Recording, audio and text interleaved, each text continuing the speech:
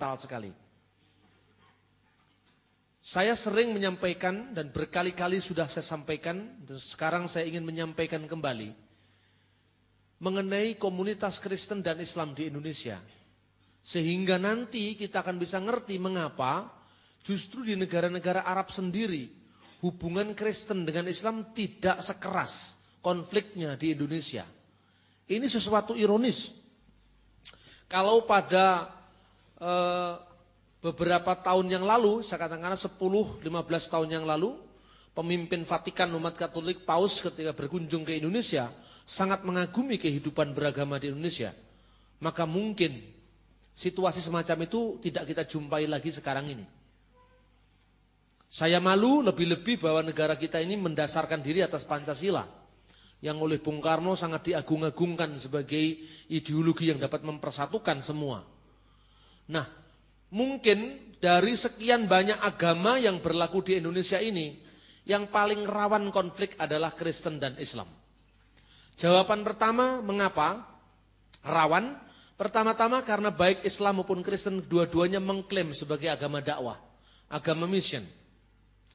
Dan yang kedua, karena memang sejarah perkembangan kedua umat di Indonesia itu yang mungkin agak runcing secara budaya. Pertama, Islam di Indonesia hampir bisa diidentikan dengan Arab, dengan Timur Tengah. Kedua, Kristen di Indonesia hampir semuanya berasal dari Barat. Sehingga pertentangan antara kedua umat sebenarnya bukan sekedar pertentangan teologis, tetapi lebih merupakan pertentangan dua pola budaya. Inilah yang perlu diurai konflik ini, dan itulah tujuannya kita mengadakan dialog-dialog dengan Islam. Selama ini dialog di Indonesia itu hanya lebih mengarah pada dialog yang bersifat karya. Jadi kerja bakti bareng, bangun jalan bareng, bagi beras bareng, hanya itu saja.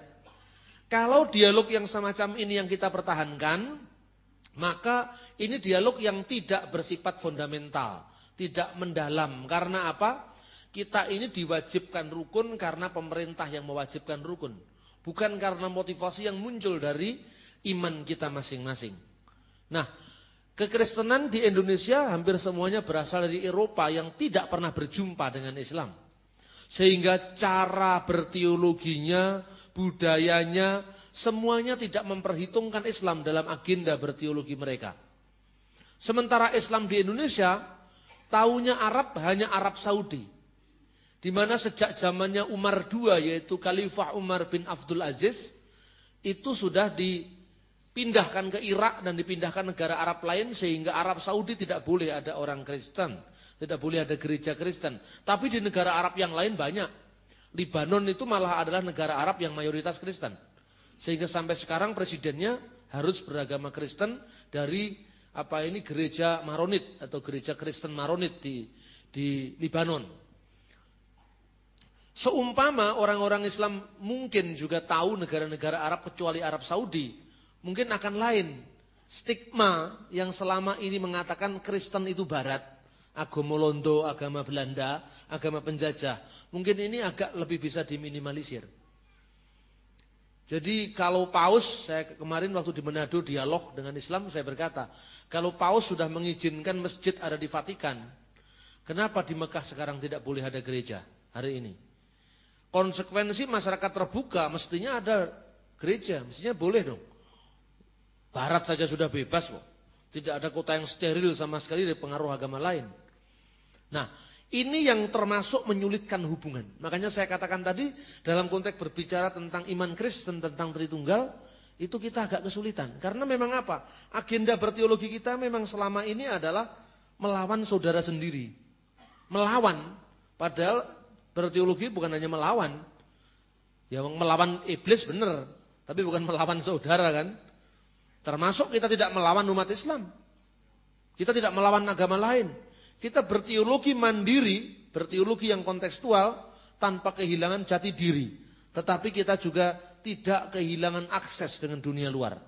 Ini yang mau kita sampaikan di Indonesia. Oleh karena itu kami mulai merintis dialog-dialog teologis. Kalau di Jakarta awal daripada pelayanan saya, yaitu di ISCS, di Ortodoks Syria, ya, Institute for Syriac Christian Studies. Di Jakarta kita juga punya forum yang namanya Forum Kajian Ortodoks Syria. Mengapa Ortodoks Syria itu muncul kita pertama kali? Karena memang ternyata secara budaya sama-sama Kristen Arabnya, kekristenan Syria itu lebih dekat dengan Islam. Misalnya dalam gereja Arab yang lain, sebutan bagi nama Yesus itu adalah Yeshua al-Masih ibnullah, Yesus Kristus anak Allah. Yeshua al-Masih Rabbina wa Muqallishna, Yesus Kristus adalah Tuhan kita dan Juru Selamat kita. Tetapi di dalam gereja Syria, selain digunakan bentuk Yeshua, juga dibentuk Isa. Dan Isa itu yang kemudian muncul dalam nama diri Yesus dalam Al-Quran. Mengapa disebut Isa? Sampai-sampai di Indonesia ini karena teolog-teolog kita tidak pernah bersentuhan dengan dunia Islam.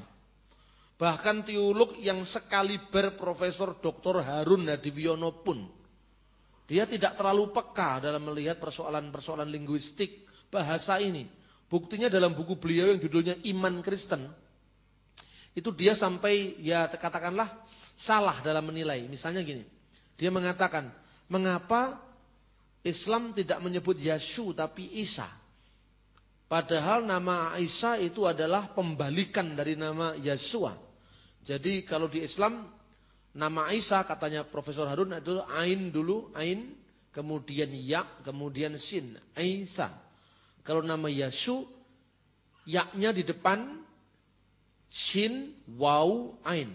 Jadi Ain di depan kok, Ain di belakang kok dipindah Ain ke depan.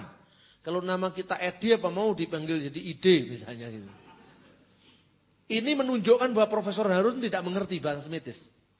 Sekaliber beliau tidak peka terhadap bahasa Timur Tengah. Bahasa Semitis itu tidak sama dengan bahasa Jawa, tidak sama dengan bahasa Yunani, tidak sama dengan bahasa Indonesia. Kalau bahasa Jawa, cewek, cowok, cuek, cuek itu beda. Vokalnya beda, ya beda. Tapi kalau di dalam bahasa Timur Tengah tidak seperti itu.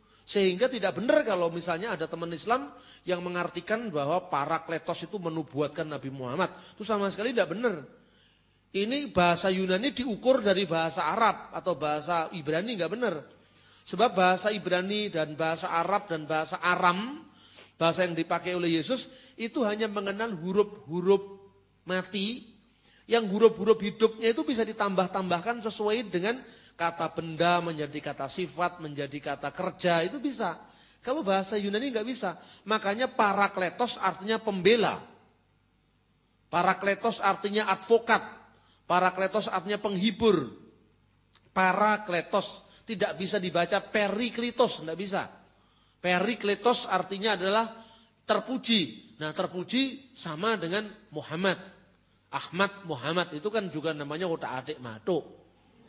Karena memang bahasa Yunani karakternya beda sama sekali dengan bahasa Ibrani dan bahasa Aram. Nah, makanya kalau misalnya Pak Harun mengatakan Yesus menjadi Isa itu pembalian, itu menandakan kalau Pak Harun sekalipun guru besar dia tidak ngerti bahasa Arab. Dalam bahasa Arab itu ya menjadi i menjadi hamzah itu wajar karena proses yang dinamakan fonetik koresponden, korespondensi bunyi. Contohnya, orang Arab kalau menyebut Yerusalem, bahasa Ibrani Yerusalayim, menjadi Urrusalim.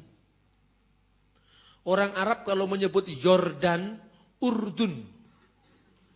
Orang Arab kalau menyebut Yesayah, Isaya. Orang Arab menyebut Yermia, Armia. Kok bisa Y jadi A, jadi I?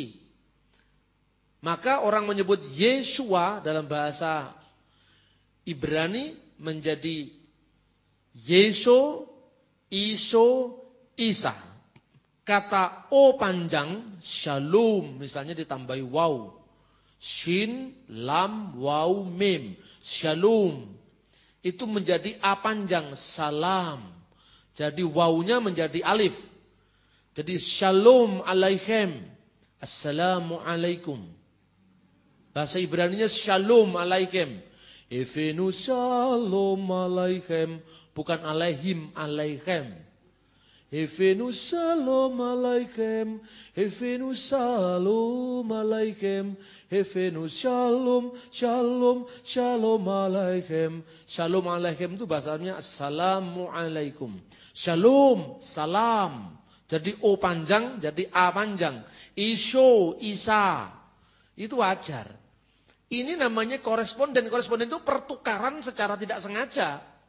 Karena apa? Masing-masing suku, masing-masing bangsa itu bahasanya dipengaruhi oleh keterbatasan lidahnya. Ini wajar. Tadi saya katakan orang Jawa tidak bisa ngomong Abdullah, ngabdullah. Tidak bisa diprotes, itu memang begitu kok. Itu kecenderungan lidah kita begitu. Misalnya orang Sunda tidak bisa mengatakan ini F, fa tapi P, Arifin, Aripin. Orang Dayak tidak bisa ngomong TV, TV. Ya kan, kecenderungan semacam itu wajar. Demikian juga Yesua, Isyo, Isya. Itu adalah korespondensi bunyi yang wajar. Seperti misalnya orang Inggris. Bahasa Ibrani aslinya Yaakov. Kalau ditulis Latin Y, A, Ain atas, Ya-A, terus Chi, O, V, Yaakov. Itu nama Yakub. Menjadi bahasa Aram Yakub. Jadi V-nya menjadi B berat. Misalnya Abraham, Abraham. Itu Aram. Menjadi bahasa Arab Ibrahim. Yaakov menjadi Yakub. Menjadi bahasa Arab Yakub. Menjadi bahasa Inggris James. Nah, bagaimana itu? Ya, Risalah Yakub. Surat Yakub. Risalah Yakub Ar-Rasul. Surat Rasul Yakobus, kok bisa menjadi Epistle of James? Kalau bahasa Perancis masih dekat, Jack. Jack itu Jacob, bahasa Jawanya mungkin Joko. Masih ada miripnya, tapi bahasa Inggris itu tidak mirip sama sekali, James. Bahasa Ibrani Miriam, menjadi bahasa Arab Maryam. Menjadi bahasa Latin Mariam atau Maria. Menjadi bahasa Inggris Mary. Menjadi bahasa Indonesia bisa Maryam, bisa Maria. Kok bisa menjadi bahasa Portugal Madonna? Bahasa Portugalnya Maria itu Madonna. Bagaimana itu? Ya ini yang namanya korespondensi bunyi, tidak perlu dipersoalkan. Nah, jadi kesimpulan saya apa? Memang pola berteologi kita di Indonesia sangat jauh dari Timur Tengah. Karena memang ketergantungan kita pada Barat itu tinggi sekali. Apalagi kalau baru masalah istilah saja sulit, apalagi dalam membahasakan keyakinan kita kepada mereka. Ini yang sulit. Nah, oke teman-teman, dukung terus channel saya biar saya semangat juga untuk membuat video kreatif dan memberkati. Dan jangan lupa share ke teman-teman sebagai bentuk dukungan kalian terhadap perkembangan channel ini. Oke, terima kasih, Tuhan Yesus memberkati.